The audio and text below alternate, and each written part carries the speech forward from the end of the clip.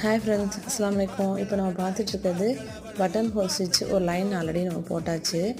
இப்போ அந்த நூலுக்கடியில் இந்த ஊசியை உள்ளே விட்டு எடுத்தாச்சு. அதுக்கு பிறகு நல்லா கவனிங்க, இந்த நூல் மறுபடியும் அந்த ஊசிக்குள்ளே வரும்ல, இந்த நூலை வந்து அடியில் தான் வந்து நம்ம விடணும். நூலை வந்து அடியில் தான் விடணும். அந்த ஊசிக்கடியில் விட்டு தான் அடுத்த ஸ்டெப்பையாக அதே மாதிரியே போட்டுகிட்டே வாங்க. ஒரு பின்னல் மாதிரி வந்துடும். இதில் ஃப்ளவர் மாதிரியும் போடலாம், லீஃப் மாதிரியும் போடலாம். இல்லை நம்ம பொதுவாக இந்த மாதிரி வந்து ப்ளவுஸில் ஹூக் மாட்டுற இடத்துல இது மாதிரி பண்ணுவாங்க.